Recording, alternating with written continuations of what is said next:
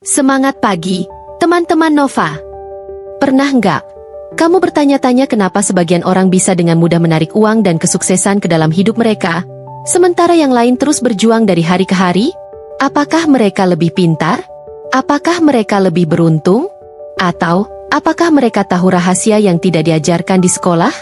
Di video ini, kita akan membongkar filosofi uang yang tidak pernah diajarkan di bangku sekolah, tetapi justru menjadi kunci bagaimana uang bisa datang dengan sendirinya ke hidupmu. Bukan sulap, bukan sihir. Ini tentang mindset, strategi, dan langkah-langkah praktis yang bisa kamu jalankan selama 30 hari. Bayangkan jika dalam waktu 30 hari, hidupmu bisa berubah. Kamu bisa mengatur keuangan dengan lebih baik, menarik peluang finansial yang sebelumnya tidak terlihat, dan, lebih dari itu, kamu bisa menciptakan kehidupan yang lebih bebas dan bahagia.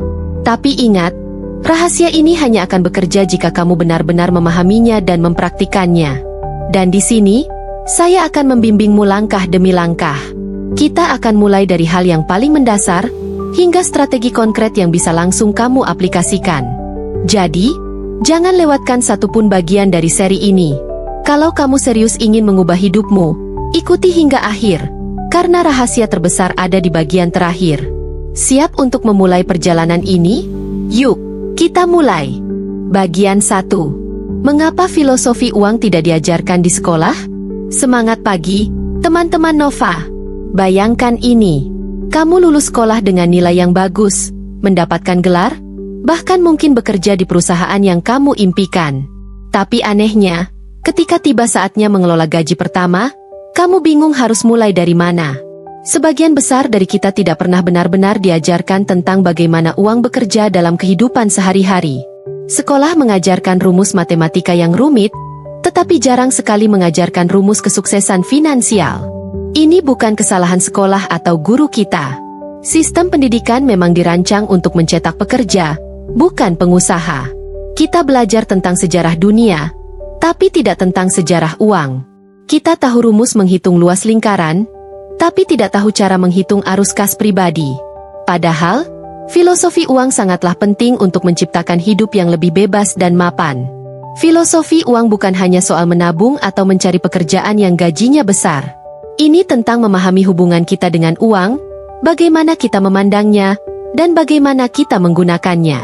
Uang bukan musuh, tapi alat yang bisa kamu gunakan untuk mewujudkan impianmu. Sayangnya, tanpa pemahaman yang benar, uang malah bisa menjadi sumber stres dan masalah dalam hidup kita. Nah, di seri ini, kita akan membahas filosofi uang yang jarang dibicarakan. Kita akan belajar tentang cara mengubah cara pandang kita terhadap uang, bagaimana menciptakan rencana keuangan yang efektif, hingga bagaimana menarik uang ke dalam hidup kita dengan cara yang lebih cerdas. Dan yang lebih menarik, semua ini bisa kamu lakukan dalam 30 hari ke depan. Kamu mungkin bertanya, benarkah uang bisa datang sendiri? Jawabannya, bisa, jika kamu memahami cara kerjanya. Jadi, pastikan kamu mengikuti setiap bagian dalam seri ini. Jangan lupa juga untuk subscribe, like, dan share, karena dengan begitu, kamu sudah mengambil langkah kecil untuk menjadi lebih bijak secara finansial. Siap memulai perjalanan ini? Yuk, kita lanjut ke bagian berikutnya. Bagian 2. Langkah pertama, ubah mindset tentang uang. Sebelum kita berbicara soal strategi finansial, mari kita mulai dari langkah paling mendasar, mindset. Ini mungkin terdengar sederhana, tetapi mindset adalah fondasi dari segalanya. Jika mindset kita salah, maka strategi sehebat apapun tidak akan memberikan hasil yang maksimal. Salah satu kesalahan terbesar adalah anggapan bahwa uang itu jahat, atau hanya bisa dimiliki oleh segelintir orang kaya. Padahal, uang adalah alat. Ia netral, tidak baik, tidak pula jahat. Yang menentukan dampaknya adalah cara kita menggunakannya. Jika kita terus berpikir negatif tentang uang, tanpa sadar kita sedang menolak kehadirannya dalam hidup kita. Sebaliknya, jika kita mulai melihat uang sebagai sesuatu yang positif, sebagai sarana untuk menciptakan kehidupan yang lebih baik, kita membuka pintu bagi lebih banyak peluang finansial. Selama 30 hari ke depan, cobalah latih pikiranmu untuk berpikir positif tentang uang. Hindari kalimat seperti, uang itu sulit didapat, atau, aku tidak akan pernah kaya. Gantilah dengan afirmasi seperti, Uang selalu datang kepadaku dengan cara yang mudah dan menyenangkan. Atau, aku layak untuk hidup berkecukupan. Pikiran kita adalah magnet, dan pikiran yang positif akan menarik hal-hal baik, termasuk uang. Selain itu, cobalah untuk mengubah cara kamu berbicara tentang uang dengan orang lain. Jika selama ini kamu sering mengeluh soal pengeluaran, ganti dengan cerita tentang peluang. Jika kamu membahas hutang, imbangi dengan rencana untuk melunasinya. Kata-kata yang kamu ucapkan adalah cerminan dari keyakinanmu. Jadi, ubahlah kata-kata itu menjadi lebih memberdayakan. Ingat, teman-teman Nova, uang menyukai kejelasan dan rasa syukur. Jangan fokus pada kekuranganmu, tetapi pada apa yang bisa kamu capai. Dengan mindset yang benar, kamu akan mulai melihat bahwa uang bukan sesuatu yang harus dikejar mati-matian. Sebaliknya, ia akan datang sendiri, mendekatimu ketika kamu siap secara mental. Jadi, ayo mulai dengan langkah kecil ini dan siapkan diri untuk langkah-langkah besar berikutnya. Bagian 3. Langkah kedua, tentukan tujuan keuangan yang jelas. Semangat pagi, teman-teman Nova. Kalau kamu ingin mencapai sesuatu, langkah pertama yang harus kamu lakukan adalah menentukan tujuan yang jelas. Sama seperti bepergian, kalau kamu tidak tahu tujuan akhirnya, kamu hanya akan berjalan tanpa arah. Begitu pula dengan keuangan. Tanpa tujuan keuangan yang spesifik, kamu akan terjebak dalam siklus mencari uang, menghabiskannya, lalu kembali lagi ke titik awal. Jadi, mulai sekarang, tentukan tujuanmu. Apa yang sebenarnya ingin kamu capai secara finansial? Apakah kamu ingin bebas dari utang? Memiliki tabungan darurat? Atau membangun bisnis impian? Jangan hanya berkata, "Aku ingin kaya," tetapi buatlah tujuan yang lebih konkret. Contohnya, aku ingin menabung 50 juta dalam 1 tahun. Atau, aku ingin memiliki pendapatan pasif dari investasi sebesar 5 juta per bulan. Setelah menentukan tujuan, tuliskan itu di tempat yang mudah kamu lihat setiap hari. Ini penting agar tujuanmu tidak hanya menjadi angan-angan, tetapi berubah menjadi komitmen. Setiap pagi, luangkan waktu 1 menit untuk membaca kembali tujuan tersebut dan bayangkan bagaimana rasanya ketika kamu berhasil mencapainya. Rasakan emosi positif yang muncul dari visualisasi itu. Kunci dari tujuan keuangan yang berhasil adalah konsistensi. Kamu tidak perlu mencapai semuanya dalam sehari. Fokus pada langkah kecil, tapi terus bergerak maju. Jika tujuanmu terasa besar, pecah menjadi target yang lebih kecil dan realistis. Contohnya, jika ingin menabung 50 juta dalam setahun, mulailah dengan menabung 4 juta per bulan. Itu akan terasa lebih mudah dan terjangkau. Ingat, teman-teman Nova, ketika tujuanmu jelas, alam semesta akan mulai membantumu mewujudkannya. Kesempatan akan datang, ide-ide akan mengalir, dan jalan menuju keberhasilan akan terbuka. Jadi, tulis tujuanmu sekarang juga dan mulai bergerak ke arah yang benar. Bagian 4. Langkah ketiga, buat rencana keuangan harian. Nah, setelah kamu punya tujuan yang jelas, langkah selanjutnya adalah membuat rencana keuangan harian. Ini adalah langkah penting yang sering diabaikan banyak orang. Tanpa rencana yang baik, uang akan dengan mudah menghilang tanpa kamu sadari. Sama seperti kapal yang butuh peta untuk mencapai pelabuhan, kamu juga butuh rencana untuk mengatur keuanganmu. Mulailah dengan mencatat semua pemasukan dan pengeluaranmu. Jangan anggap remeh langkah ini. Catatan keuangan harian akan memberimu kesadaran penuh tentang bagaimana uangmu digunakan. Kamu akan terkejut melihat betapa banyak kebocoran kecil yang sebenarnya bisa dihindari. Misalnya, kebiasaan membeli kopi setiap hari bisa terlihat sepele, tapi jika dihitung selama 1 bulan, itu bisa menjadi jumlah yang signifikan. Rencana keuangan harian juga akan membantumu menetapkan prioritas. Tentukan mana kebutuhan yang benar-benar penting dan mana yang hanya sekadar keinginan. Ingat, rencana ini bukan untuk membatasi hidupmu, tetapi untuk membuatmu lebih cerdas dalam mengelola uang. Dengan begitu, kamu bisa menikmati hidup tanpa rasa khawatir. Selama 30 hari ke depan, tantang dirimu untuk mencatat setiap transaksi yang kamu lakukan. Di akhir setiap minggu, luangkan waktu 10 menit untuk mengevaluasi catatanmu. Apakah ada pengeluaran yang bisa dikurangi? Apakah tujuan keuanganmu masih on track? Evaluasi ini akan memberimu kontrol penuh atas keuanganmu. Ingat, uang suka kejelasan dan perencanaan. Ketika kamu mulai mengatur keuanganmu dengan baik, uang akan datang lebih mudah dan lebih banyak. Jadi, jangan takut untuk mulai dari langkah kecil ini. Buat rencanamu sekarang, dan lihat bagaimana hidupmu mulai berubah dalam 30 hari ke depan.